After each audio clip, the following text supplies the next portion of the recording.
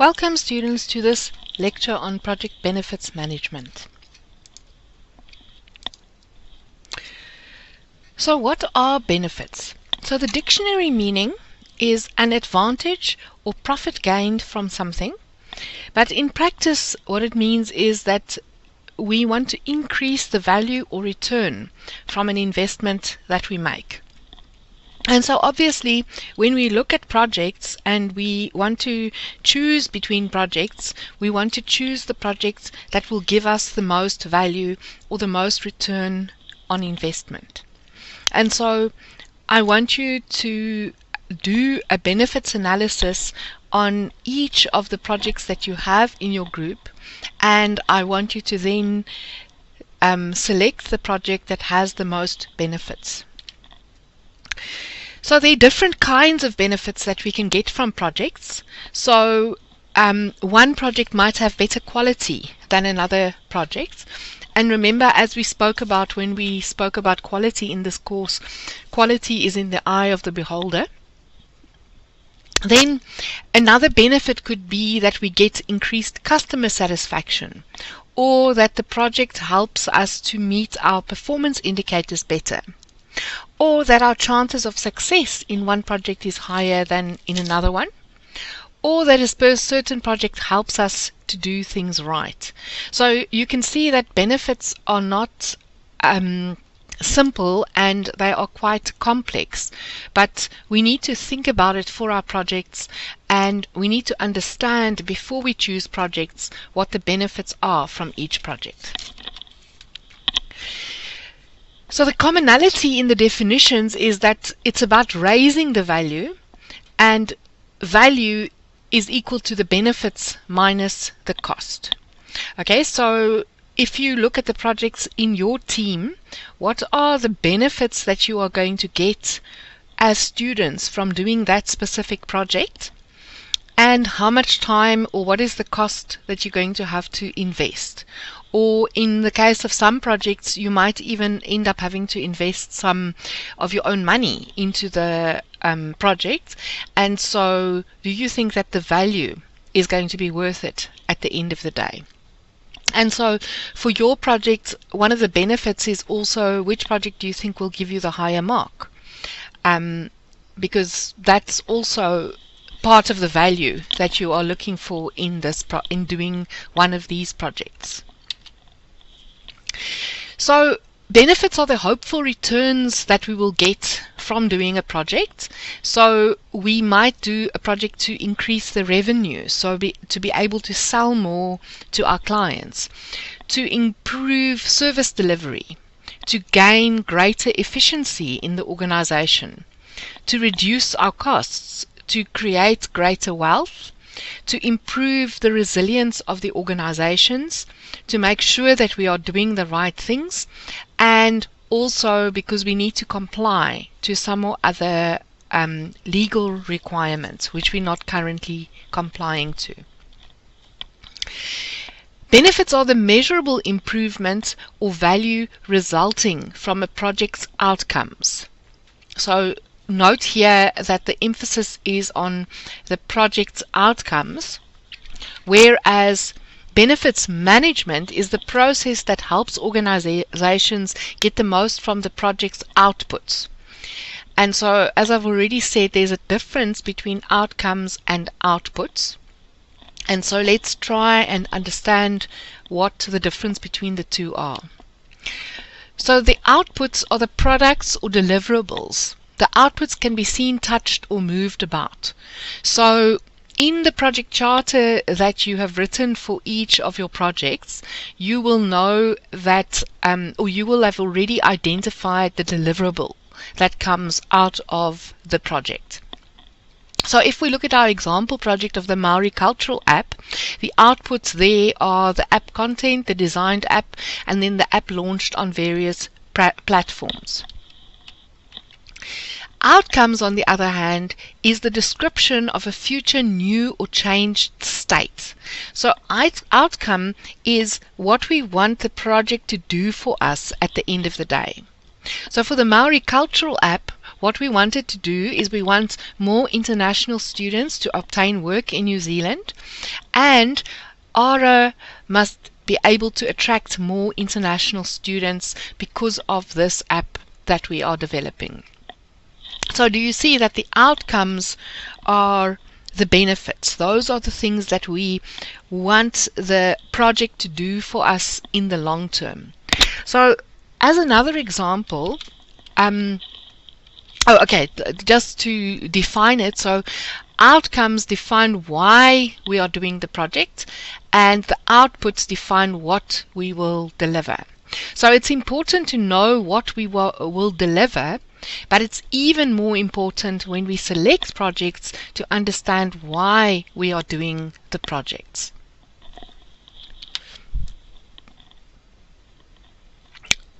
So, of course, in order to understand outputs and outcomes, we need to be able to measure them. So, outputs are measured using time, cost, scope, and quality, which is what we spend a lot of time in this course talking about. And you can see some of the ways in which we can measure these on this slide. Outcomes are measured in benefits. So we can do that qualitatively through describing the future state in words. So we can say, for example, that more students, more international students will be getting jobs. Okay? Or we can do it quantitatively through dollar values. So we can say that because our international students are better equipped for the Kiwi workforce, we are hoping that our international students will have a starting salary of $20 an hour at least. So that would be a way that we can quantify the benefits. So just to give you another example in terms of outputs and outcomes, the Sydney Opera House is also in the textbook, and this is a classic example that we like to use in project management, especially when we're talking about outcomes.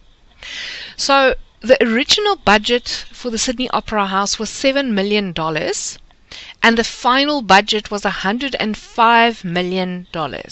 So you can see that this project by far overspent the original budget that was set. The original schedule was that it should be completed in 5 years, and finally it was completed in 14 years. And then on top of that, not only was it over budget and over time, it also only delivered 60% of the original specifications. Now, one of the original specifications was that there should be plenty of parking at the Sydney Opera House, and to this day there still is no parking. And the other thing is that the maintenance costs are 5 times the original estimates, even when we do inflation adjustments.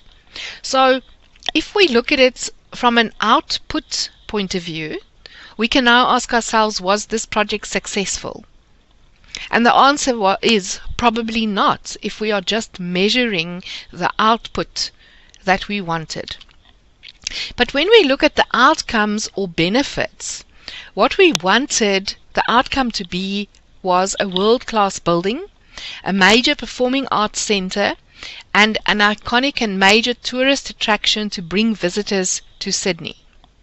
So the original estimate was that the Opera House should bring 50,000 visitors annually, and what has happened is that Sydney gets 350,000 visitors annually that go and look at the Opera House. So you can see that in terms of the outcomes of this project was a success, although it was not a success if we just measure the outputs. And so that is why, as project managers, we can't just focus on the outputs. We also have to focus on the outcomes.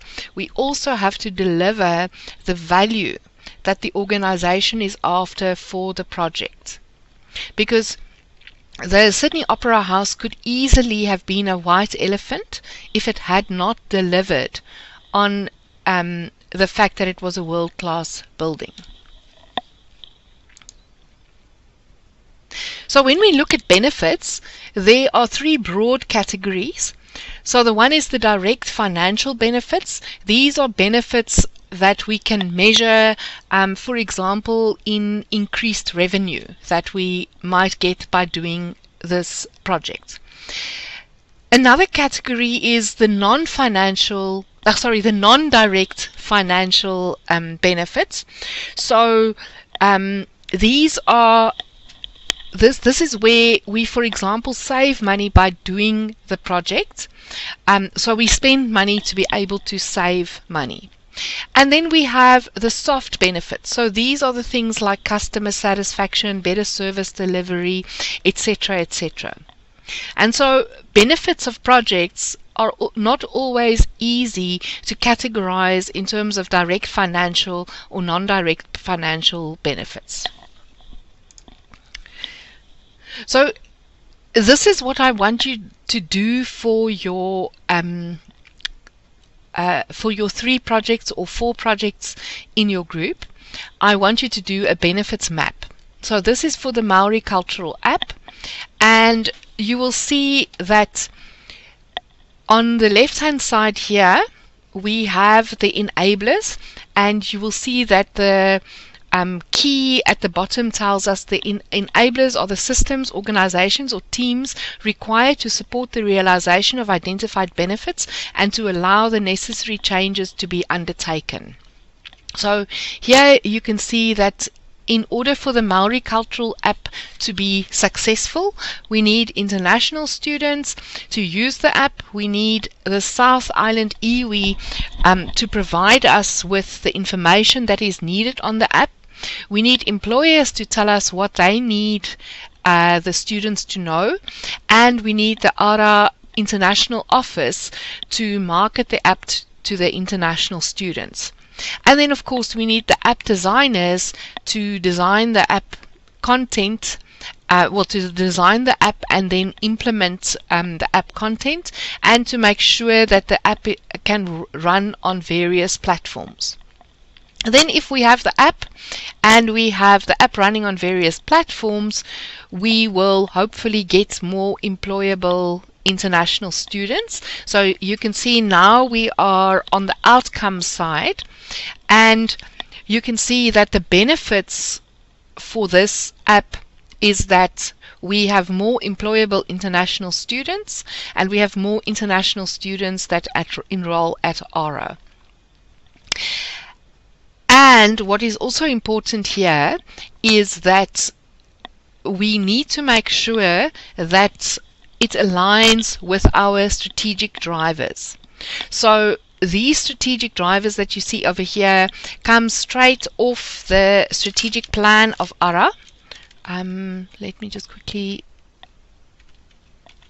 show you the ARA strategic plan. Okay, so here you can see the ARA strategic plan, and what I basically took was the outcomes that we want as ARA. So personalized, flexible student journey to achievement, responsive and agile portfolio and delivery, and then a high-performing organization.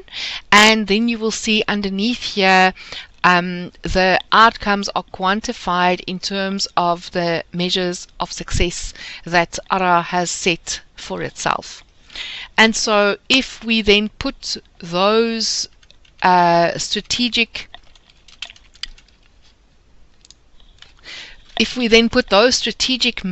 drivers on our map, you will see that if we have more employable international students, that means that we have provided a more personalized, flexible journey for students, and it has made our portfolio more responsive and agile. And then if more international students enroll at ARA, it means that we become more of a high-performing organization. So You will see in the assignment I have given you the 2 strategic drivers that I want you to focus on for this assessment. And basically what you need to do is you need to, for each of the 3 or 4 projects in your group, you need to take the deliverables that you have identified in the project charter and list them over here. You then have to decide what and who is required to make these deliverables happen. You then have to decide what are the benefits from these deliverables. And you then have to link the benefits to the strategic drivers.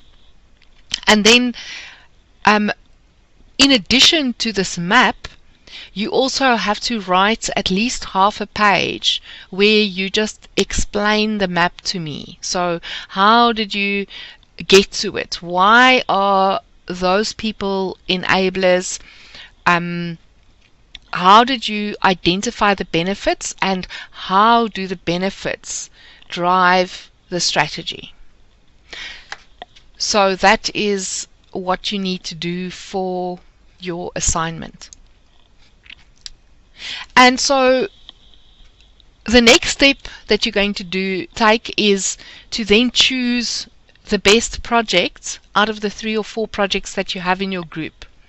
Now, if we don't kind of have a system of selecting projects, what happens is that whichever project manager shouts the loudest in the organization gets the resources to do their project, or whoever is the most powerful, or who is the most needy, or who is the craftiest. So the person that can play the politics. So if you've listened to the emotional intelligence video, this would be the sharks. So the sharks understand how to play the system, and so at the end of the day their projects will be done. And in the middle sits the poor old project management office manager, who is in charge of making sure that the correct project is selected. And so in your groups as well, you don't necessarily want to just select the project that got the highest marks in the first assignment, because that might not be the best project to do. So I want you to look at the benefits and how that aligns to the strategy, and then to select the project that will give you the best benefits. So you can see here that it's all about aligning the portfolio to the strategy. So we have the organizational vision, mission, and strategy at the top, and out of that we will get 1 to maybe 7 strategic drivers. In the case of your project, there are 2 strategic drivers, and using those strategic drivers we then have to manage the portfolio. And the portfolio will consist of programs, projects, and business as usual. And so in your groups, what you need to do is you need to select the projects that are going to going to deliver the most value. And then what we will do is we will create programs of the projects that you choose to generate or to do at the end of the day, and we will then get the programs, the projects in the programs to talk to each other as well in class. So the way that we set up our portfolios is very important for our organizations. And so the odds of getting a royal flush in poker is very low. so that it can be done in 4 ways, one for each suit, giving it a probability of 0.000154%. So the odds are 650,000 to 1. So that's kind of low odds. So in business, what we want for our portfolio is we want a royal flush. We want the best projects. But if we do not choose our projects intentionally and for the best value, we are not going to end up with a royal flush of portfolios. So if we then take this metaphor further, and we can say that our lowest scoring card is compliance, but we can't not do the compliance projects, because these projects we must do because of reasons related to government legislation or existing regulations. We have little choice, and we need to get on with understanding the options for how we approach these projects. Then there are maintenance projects, and these are the projects we should do because of reasons related to maintaining existing systems and business processes. If we underinvest for too long, we run the risk of breaking our existing operations and systems. So maintenance is necessary to keep the business going. And then we have tactical projects, and these are the projects we could do because of reasons related to changes in the competitive technological or global environment. We may not always want to respond to each change, but we need to consider them in our planning. Okay, so for your projects, you are not going to have compliance or maintenance projects, but some of your projects could be more tactical because of the changing global environment. Then the strategic projects, and you can see that these are the projects that we really are after, because the king and the ace are the highest values. So the strategic projects these are the projects we would do because of reasons related to setting and achieving the strategic plan and vision. What are the projects that best help us achieve our stated vision and contribute most to the strategic drivers? And this is essentially what I'm asking you to do. And then innovation, the projects we could do because of reasons related to new ideas and innovations driven from our customer, staff, and expert base. We need to investigate, approve, reject, or invest in these innovations. So the projects that you have in your groups are either technical, strategic, or innovative. And so I want you to also look at the 3 or 4 projects that you have in your groups and decide where does each project best fit. And then in making the decision of which project to select the project with the highest value. Okay, and that basically is the introduction to benefits management. And there is quite a lot more about benefits management. And there was a workshop that I attended at the PMI conference, and I'm quite prepared to, and I'm allowed to actually make the full slide deck and all the information that was given at the workshop available to you. So if you would like that, please drop me an email and I will send it to you. Anyway, see you in class and good luck with your projects.